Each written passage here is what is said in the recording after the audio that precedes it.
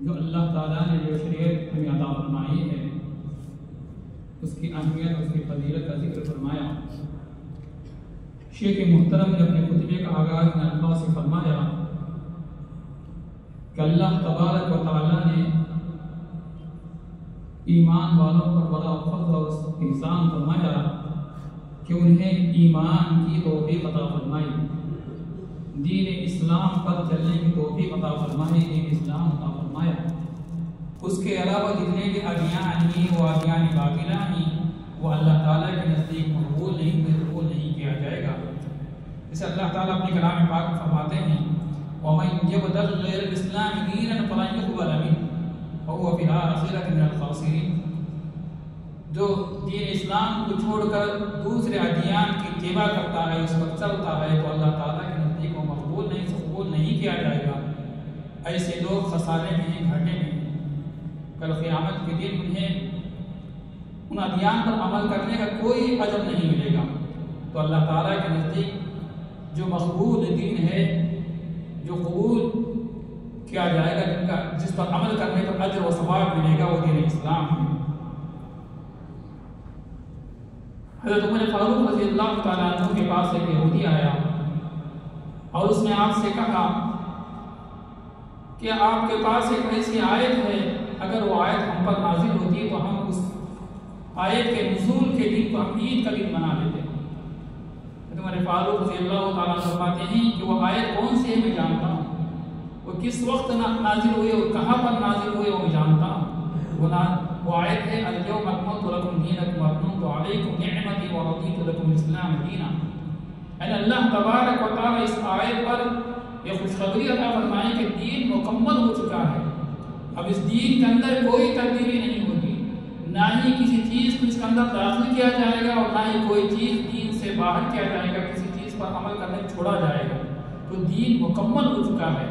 تو لہذا جو دین، جو شریعت اللہ تبارک و تعالیٰ نے ہمیں عطا فرمایا ہے، اسے کامل طور پر عمل کرنے کی ضرورت ہے، اس کی اتباع کرنے کی ضرورت ہے۔ اسی طریقے سے جو بندہ اس دین پر عمل کرتا ہے، اتباع کرتا ہے، اس دین کی پیروی کرتا ہے، تو اللہ تبارک و تعالیٰ اس کی دنیاوی زندگی کو خوشگوار بنا دیتے ہیں اور آخرت کی زندگی کو اس کو خوشگوار بنا دیتے ہیں۔ جو بندہ اس دین کو چھوڑ کر دین اسلام کی اتباع نہیں کرتا، اس کو چھوڑ دیتا ہے، اسے پسے پشت ڈال دیتا ہے، تو اس کی دنیاوی زندگی بھی تنگ ہو جاتی ہے اور آخرت کے اندر اس کے لیے خسارہ ہے۔ اس اللہ تعالیٰ فرماتے ہیں وَمَنْ أَعْرَضَ عَنْ ذِكْرِي فَإِنَّ لَهُ مَعِيشَةً ضَنكًا وَنَحْشُرُهُ يَوْمَ الْقِيَامَةِ أَعْمَىٰ قَالَ رَبِّ لِمَ حَشَرْتَنِي أَعْمَىٰ وَقَدْ كُنتُ بَصِيرًا۔ تو اللہ تبارک و تعالیٰ اس کی دنیاوی زندگی کو تنگ بنا دیتے ہیں، اور جب اسے قیامت کے دن اٹھایا جائے گا تو وہ اندھا بنا کر اٹھایا جائے گا۔ تو اللہ تعالیٰ سے کہے گا اے اللہ، میں تو دنیا کے اندر دیکھنے والا تھا، میرے آنکھوں کی روشنی موجود ہے، آج مجھے کیوں اندھا بنا کر اٹھایا گیا؟ تو اللہ تعالیٰ فرمائیں گے کہ تو نے آنکھیں ہونے کے باوجود بھی حق بات کو دیکھ نہیں پایا، تو نے حق بات کی اتباع نہیں کی، تو نے دین اسلام کی اتباع نہیں کی، دین پر نہیں چلا، تو اس کا نتیجہ یہ ہے کہ تیرے آنکھ ہونے کے باوجود بھی تو دنیا کے اندر نابینوں کی طرح زندگی گزارا، تو آج تجھے نابینا ہی بنا کر اٹھایا جائے گا۔ تو لہٰذا میرے محترم بزرگوں، ہمیں جو اللہ تعالیٰ نے جو دین عطا فرمایا اسے کامل طور پر اس کی اتباع کرنا ہے۔ دین وہی شریعت جو اللہ تعالیٰ نے جن چیزوں کا ہمیں حکم کیا ان پر عمل کرنا، اور جن چیزوں سے اللہ تعالیٰ نے منع فرمایا اسے رکے رہنا، تو اسی کو دین کہتے ہیں۔ اور اسی کے بعد اللہ تعالیٰ فرماتے ہیں الذین آمنوا ولم یلبسوا ایمانہم بظلم اولئک لہم الامن وہم مہتدون۔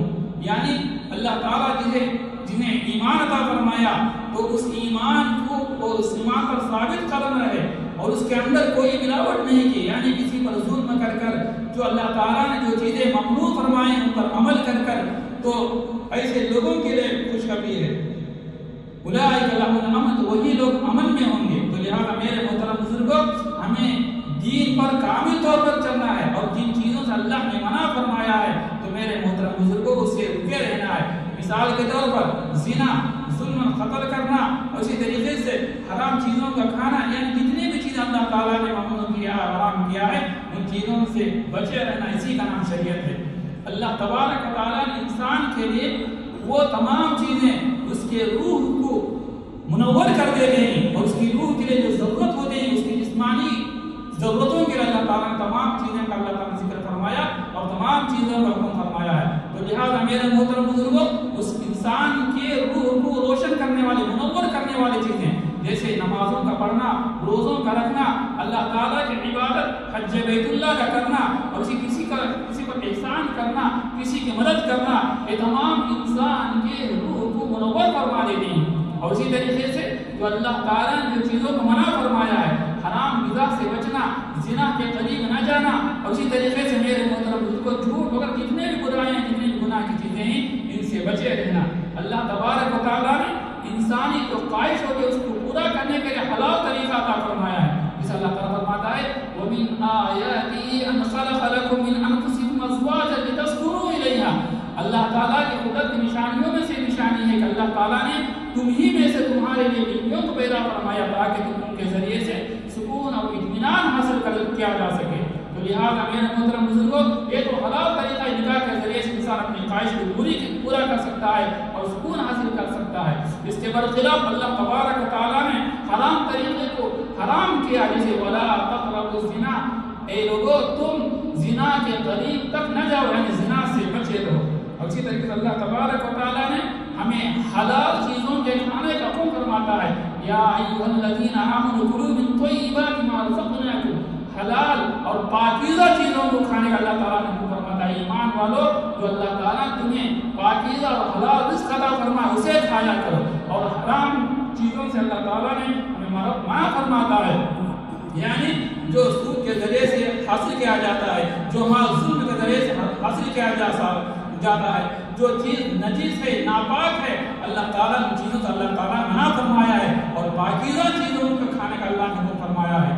ہاں اس وقت میں ان چیزوں کو استعمال کرنے کی اجازت جو ممنوع چیز ہے جب انسان کو کوئی حلال چیز نہیں مل رہی ہے، اب اس کی جان کا جانے کا خطرہ ہے، تو اس وقت میں اس جان کو بچانے کے لیے جو حرام کردہ چیز ہے اسے اس مقدار میں کھانا جس سے اس کی جان بچ جا سکتی ہے، اسے کھانے کا اللہ نے اس کی اجازت دی ہے. اس قرآن کہتا ہے فَمَنِ اضْطُرَّ غَيْرَ بَاغٍ وَلَا عَادٍ فَلَا إِثْمَ عَلَيْهِ. تو جو بندہ جسے جان پر آ پڑی اپنی جان کو بچانے کے لیے ان حرام کردہ چیزوں کو اتنی مقدار میں کھا لیتا ہے جس سے اس کی جان بچ سکے تو یہ اس کے لیے جائز ہے. اور اسی طریقے سے میرے محترم بزرگوں اللہ تعالیٰ نے شراب کے پینے کو حرام قرار دیا ہے. اللہ کے رسول صلی اللہ علیہ وسلم نے فرمایا کہ ہر برائی کی جڑ وہ شراب کا پینا ہے. شراب کے پینے کی وجہ سے انسان کی عقل ختم ہو جاتی ہے اور اس سے اس کے جسم کو بھی نقصان پہنچتا ہے اور اس سے اس کا مال ضائع ہو جاتا ہے. شراب کا پینا انسان کو کوئی کسی طریقے سے فائدہ نہیں پہنچاتا، ہر طریقے سے میرے محترم بزرگ اس کے لیے گھاٹا اور خسارہ ہے. تو لہٰذا اللہ تبارک و تعالیٰ نے شراب کے پینے کو حرام قرار دیا ہے، تو اس سے ہمیں بچنے کی ضرورت ہے. اسی طریقے سے اللہ کے رسول صلی اللہ علیہ وسلم نے فرمایا کہ اچھے اخلاق انسان کو اچھے حسن اخلاق پیدا کرنا چاہیے، اچھے اخلاق والا بننا چاہیے، کیونکہ اچھے اخلاق کی وجہ سے انسان کو روزے دار کے برابر اسے اجر عطا کیا جائے گا، نمازیوں کے برابر اسے اجر اور ثواب عطا کیا جائے گا. تو لہذا اپنے اخلاق کو اچھے بنانا چاہیے. اب اخلاق کے اچھے بنانے کا مطلب کہ جب انسان دوسرے انسان سے اپنے بھائی سے ملتا ہے تو خوش دلی کے ساتھ ملے اور اسے میرے ذریعے سے کسی دوسرے کو کوئی نقصان نہ پہنچائے، کسی کے عزت سے کھلواڑ نہ کرے. تو میرے محترم بزرگ کے تمام اچھے اخلاق کے اندر داخل ہیں کہ انسان کو اچھے اخلاق اپنے اندر لانے کی ضرورت ہے. تو لہذا اسی طریقے سے میرے محترم بزرگوں ہم ایمان پر ثابت قدم رہنا چاہیے. ایمان کے اندر جو بندہ اللہ نے جو ایمان کی توفیق ہمیں عطا کی ہے تو ہم جب اس دنیا سے رخصت ہوئے وہ ایمان ہمارا برقرار ہے، ایمان کی حالت ہمارے میں ہوتا ہے. تو اس کے لیے ہمیں اعمال پر لگے رہنے کی ضرورت ہے. اور اسی طریقے سے اللہ کے رسول صلی اللہ علیہ وسلم اس دین کی خوبصورتی دیکھیے. جب کسی امیر کو کسی لشکر کے امیر کو بھیجنا ہوتا ہے کسی جنگ کے لیے، کسی سریہ کے کسی غزوہ کے لیے، تو آپ صلی اللہ علیہ وسلم سے حکم فرماتے ہیں کہ اللہ کے ڈر کو لازم پکڑے رہو، اللہ سے ڈرتے رہو. یعنی تمہاری وجہ سے کسی پر کوئی ظلم نہ ہو، کوئی زیادتی نہ ہو. اور اسی طریقے سے تم جنگ کے ماحول کے اندر بھی کسی بچے کو قتل نہیں کرو گے کیونکہ وہ معصوم ہے، اور نہ ہی عورتوں کو قتل کرو گے کیونکہ وہ آ کر جنگ کے اندر شریک نہیں ہوتی. اور اسی طریقے سے جہاں وہاں کے عبادت گاہیں انہیں بھی تم شہید نہیں کرو گے. تو ان تمام چیزوں کا تم کیا ہے خیال کرتے ہوئے جنگ کے موقع پر بھی کیا ان تمام چیزوں کا خیال کریں گے؟ تو میرے محترم بزرگوں، جو دین ہمیں ملا ہے وہ صاف ستھرا دین ہے، وہ کسی پر ظلم نہیں کرتا، کسی پر زیادتی نہیں کرتا، اچھے اخلاق کا ہمیں حکم دیتا ہے، جو کمزوروں کے ساتھ مدد کرنے کا حکم دیتا ہے، ضرورت مندوں کی ضرورتوں کو پورا کرنے کا حکم دیتا ہے، اور اسی طریقے سے یتیم اور بیواؤں کے ساتھ ہمدردی کا حکم دیتا ہے، تو اچھے اخلاق کا حکم ہمیں دیتا ہے۔ تو لہذا اس دین جو اللہ نے عطا فرمایا ہے اس پر ہمیں مضبوطی کے ساتھ، ثابت قدمی کے ساتھ کھڑے رہنا چاہیے، حالات جیسے بھی آئے۔ اور میرے محترم بزرگوں، اللہ کا شکر بارہا ادا کرنا چاہیے کہ اللہ تبارک و تعالیٰ نے ہمیں ایک اللہ کی عبادت کرنے کی اور اس کے سامنے اپنے سر کو جھکانے کی توفیق عطا فرمائی ہے، جو سب سے بڑی نعمت ہے۔ اسی نعمت کی وجہ سے ہم دنیا اور آخرت کے اندر کامیاب ہو جائیں گے۔ تو اللہ تعالیٰ سے دعا فرمائے کہ اللہ تبارک و تعالیٰ ہمیں ایمان پر ثابت قدمی عطا فرمائے، مرنے سے پہلے پکی سچی توبہ کی توفیق عطا فرمائے۔ اللہ تبارک و تعالیٰ ہم میں سے جو کمزور مسلمان ہیں ان کی مدد فرمائے، جو مظلوم ہیں اللہ تبارک و تعالیٰ ان مظلوموں کی مدد فرمائے۔ اللہ تبارک و تعالیٰ وہ ایمان والے جو دنیا کو چھوڑ کر چل دیے ہیں، اللہ تعالیٰ تمام کی مغفرت فرمائے، جو موجود ان کا خاتمہ ایمان پر فرمائے، حسن خاتمہ میں نصیب فرمائے، عمل کی توفیق دے۔ وآخر دعوانا